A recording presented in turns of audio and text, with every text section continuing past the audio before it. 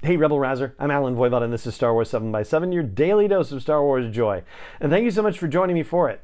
So I'm going to start backward and talk about the big reveal first. So there was additional footage shown during the Ahsoka panel that wasn't shown during the studio showcase at Celebration on Friday. This additional footage included a couple of new things, one of which was a view of Grand Admiral Thrawn from the front, so you actually got to see his face instead of from the back like it was at the studio showcase. So anybody who saw that would be able to immediately realize, hey, wait a minute, I think that's Lars Mikkelsen, and then they brought out Lars Mikkelsen right after the footage debuted. So yes, indeed, Lars Mikkelsen, who played Grand Admiral Thrawn as a voice in Star Wars Rebels, is returning to play the character in live action, which is very exciting, has been the subject for a lot of rumor and speculation. Now it's finally confirmed. And to go one step further, as with Star Wars Rebels, Dave Filoni said that they reached out to Timothy Zahn and they have been in contact with him about the execution of the Grand Admiral Thrawn character once again for his live action situation. So all of that is very exciting news. This has been one of the things that I think people have just been losing their minds over, just wanting to get that news confirmed once and for all. As far as everybody else showing up the series, well, Zeb still is not accounted for yet, so, you know, they seem to be keeping us in the dark about that. Hopefully he will show up. I can't see why they wouldn't. It is basically a Star Wars Rebels reunion at this point. I mean, we've even seen Chopper in the studio footage and also this special footage that was shown to the Ahsoka folks, and Chopper was out on stage during the panel as well, at least for part of it. He apparently beat a very hasty retreat once Diana Lee Inosanto came onto the stage. She, of course, played Morgan Elsbeth in Chapter 13 of The Mandalorian, that episode titled The Jedi. Ahsoka and she had their very intense duel, which Ahsoka won, and at the end of it said, "Where is Grand Admiral Thrawn?" which sent people all into a frenzy, but we don't know how Morgan answered that question or whether she even answered it.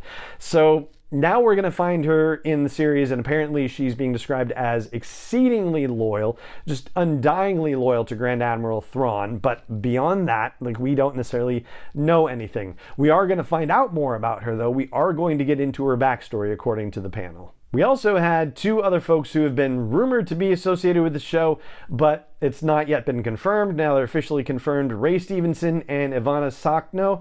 They are playing characters where they said, you know, what can we say about our characters? And Dave Filoni said, nothing. You can't say a single thing. So yeah, we only know what we've seen in the footage, which is that they appear to be Force users and they are wielding orange lightsabers. So it seems like they're probably not good guys. And at one point we see Ivana's character, and I'll get the name in a second, but Ivana's character is flying a ship where she's shooting at Ahsoka's Jedi ship. So yeah, definitely strikes us like a bad guy situation. All right, so Ivana is playing a character called Shin Hati, S-H-I-N, and then H-A-T-I. And then Ray Stevenson is playing a character called Baylan Skoll, B-A-Y-L-A-N-S-K-O-L-L. And these don't match up with anything that we know about in storytelling just yet. So there you go.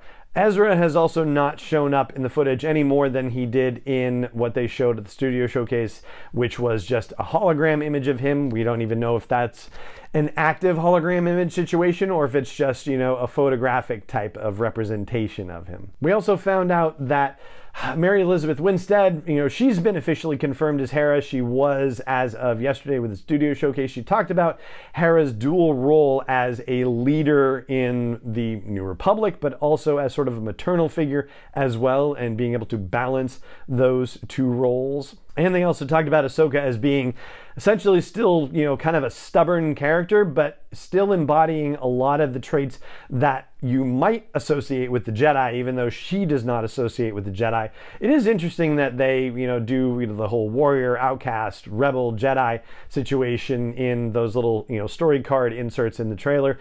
You know, I guess it is just them reminding us of the different roles that she's played.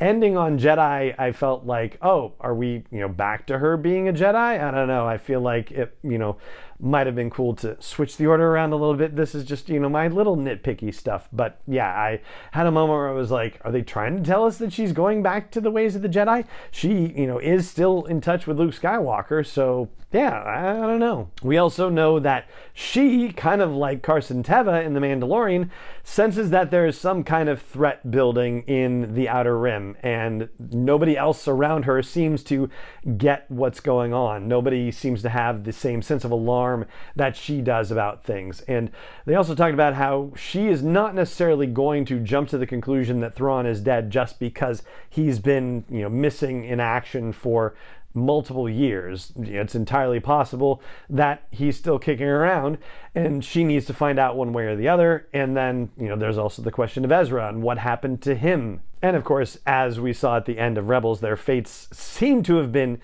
intertwined. At least they were once they disappeared. So finding one of them may lead to finding the other one of them. Then a couple of last notes.